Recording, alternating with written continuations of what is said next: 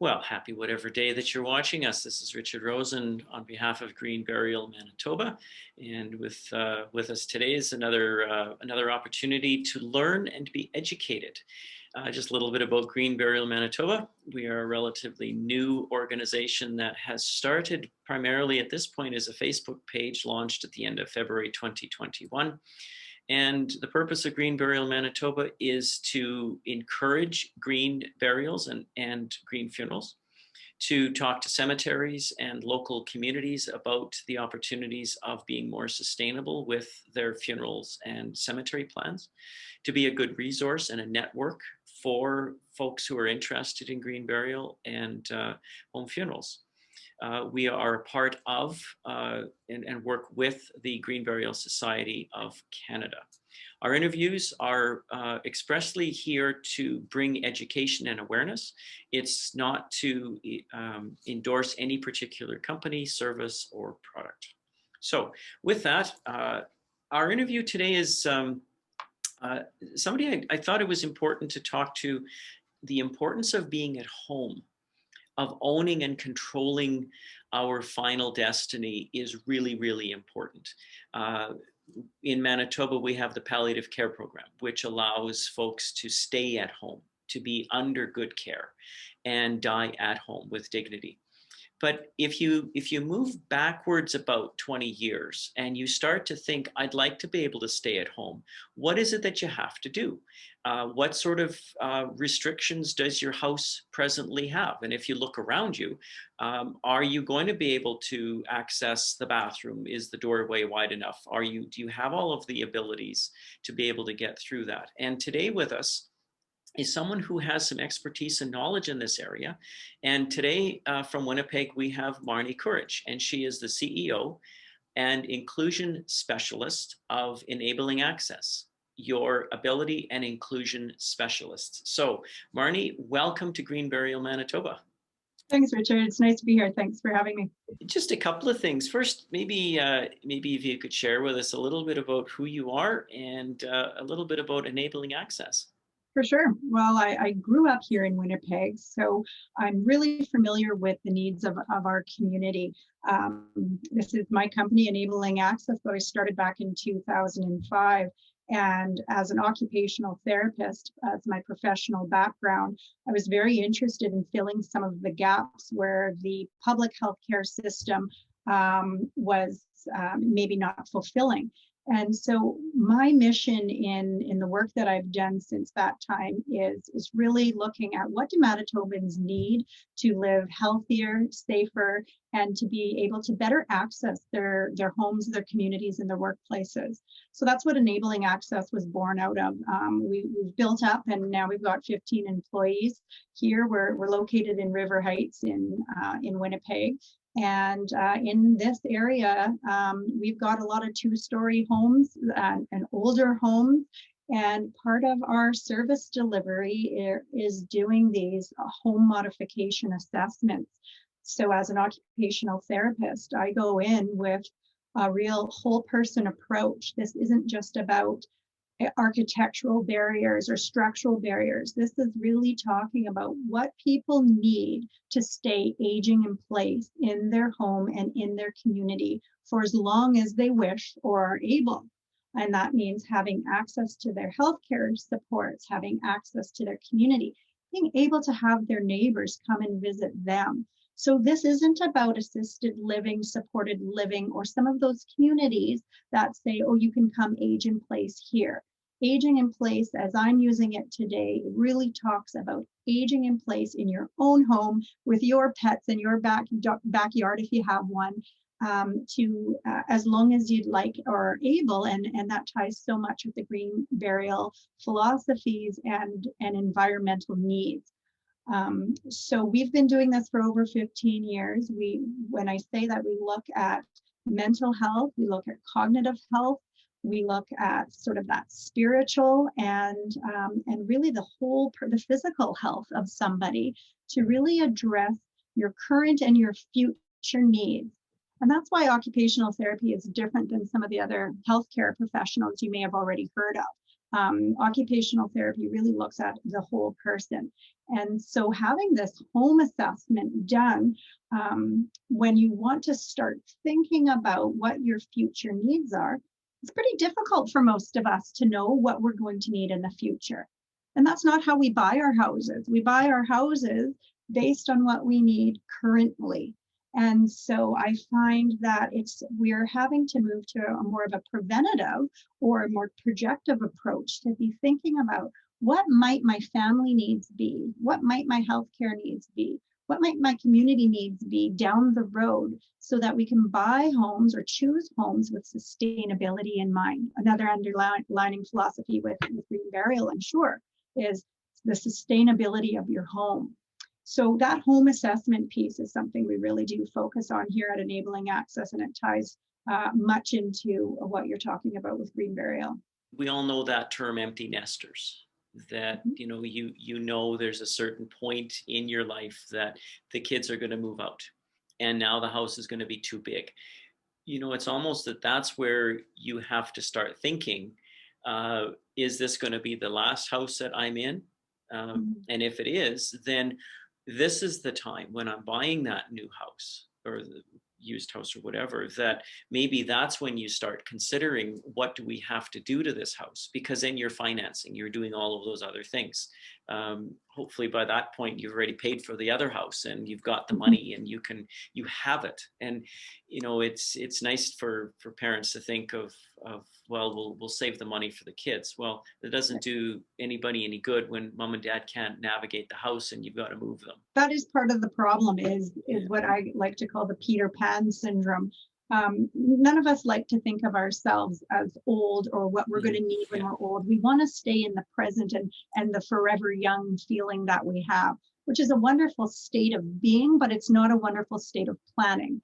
So when we talk about planning, my education to the community is really about any time, at any point in your life, when you're considering a move or there's been a major change in your family dynamics, maybe your marital status.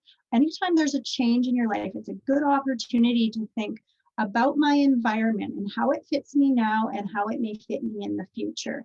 And so I think first-time home buyers definitely need to consider what will my future needs be, so that we can talk about the inappropriateness of these 4-level split homes in Manitoba that we keep seeing coming up, and they're being built. And it may be okay for a young family or a young couple, but should they have a temporary disability or a long-term disability, have a neighbor or a friend, or they themselves have a stroller that would be really nice to just push into their living room, to be used, or up the stairs with all your groceries, they will find ease of living is impacted heavily by stairs. And so unfortunately, we don't have enough big lots. We don't have enough room to spread the residential housing out in square footage to have a bunch of bungalows. But what we do have right now in Manitoba is an accessible housing crisis, whereby we don't have enough housing stock to match the needs of the current families and individuals who have disabilities and who are aging. So what we know about statistics, and Statistics Canada is projecting that by 2036, that over 25% of our population will be over 65. So we also know that disability is often correlated with age, and especially that related to mobility. So if our mobility tends to decrease, it doesn't mean everybody will end up using a wheelchair, but we know that there's arthritis. We know that there's other debilitating conditions that can affect mobility. So we know that there's an aging population. We know that the incidence of disabilities or prevalence of disabilities is increasing. And so this trajectory is going up, up, up, and our housing stock is staying the same or getting worse because of building inappropriate homes that will not meet the future needs of Manitobans. So this is the time to consider what you need in the future, because there will be fewer choices to make when you're actually ready to do that, to make that choice. After we get through COVID, that we see some of these numbers, especially with mental health being part of the disability in terms of an issue, Mhm. for Canadians, that there will be more people in need, and we just don't have the housing stock. So it means people need to modify existing housing stock Mhm. to make it more accessible and Yeah. safer as we age. It's interesting when you mentioned about COVID and some of the challenges. We're hearing about people having these other issues Yeah, after COVID. And how is that going to impact? Because it's something that they hadn't considered of trying to climb upstairs or trying to shovel snow or, yeah. it's mobility. So it's a big challenge. The research is coming out now with what we're calling COVID long haulers or post-COVID, Hmm. people with post-COVID symptoms, that it is affecting their daily life. And so when, as an occupational therapist, breaking down daily activities into self-care and Hmm. productivity and leisure, we Hmm. see a full impact right across the scale on people who Hmm. have limited endurance, maybe struggling with residual pain, and energy issues, right? Hmm. So fatigue, energy, pain, all of those things will definitely impact or can be impacted by limited mobility. So stairs are not the only issue in somebody's home. There are many barriers that can present for us as we age. Unfortunately, there are some cognitive changes that happen naturally as we age, and but not all people experience these age-related changes the same, and it doesn't mean that there is a direct correlation with the decrease of your cognition, your physical status, all of those things. But it may appear. So even if you find that you are a healthy individual, your partner's healthy, you hope that you will continue to be healthy. What we do know is nobody expects it to be them when they are diagnosed with a progressive disorder, or nobody expects that their mother is going to have to come live with them. And now this Hmm. environment needs to suit them and their parents and their children. So Hmm. there's enough things that happen in life to surprise us to know that we can't possibly know what we're going to need in the future. And having a home assessment to determine what your current needs are and to educate you with what are some possibilities Hmm. down the road that you could actually consider and modify your environment to match those possibilities, but do it in a way that doesn't look like a facility. People get really scared about the home modifications that we recommend, saying, oh, I don't want a bunch of grab bars all over my house Hmm. and make it look like an institution. It doesn't have to be like that. There are Hmm. very great aesthetic solutions now available, with adaptive equipment, with accessibility equipment, Hmm. with adaptable design in a kitchen or bathroom. And I could give you some examples, but what Hmm. I nobody wants to live in ugly, and people want to keep their homes beautiful. So Hmm. for the viewers to know that you can do it in a beautiful way that's consistent with the aesthetics of your home. Hmm. And I guess there's got to be some construction companies that are out there that you're aware of that are working more exclusively or specializing in aging in place reconstruction of houses. Yeah, there are. And right now I'm working with the Canadian Home Builders Association, and they're putting out a really great course that's going to be offered to Canadian home builders Hmm. and their membership. And so I'm continually working with that association to help lift the bar in terms of knowledge and skill for renovator contractors, because there will Hmm. be more demand of this work. We're certainly seeing experts all over in Ontario as being the drivers for Hmm. accessibility, because they had some of their laws in place. Hmm. But in Manitoba, we're seeing a few companies really excited about this. There's different certifications that you can get. And so I like working with any contractor renovator who's interested in doing this work. And then I'm able to point them to the resources that are going to help them do this work well. Right. So I can also provide those resources to homeowners to Hmm. let them know some of their choices. Right. Yeah. I just a cheeky thought that I had thought of when we were talking about being able to age in place and the cognitive piece, that to be able to have the ability to walk into the kitchen and be able to cook something where you're able to reach all of the controls. But what I'd want now, and I'm turning 56 at the end of April, that I'd like to be able to walk into the room from the living room and still remember what it was that I wanted.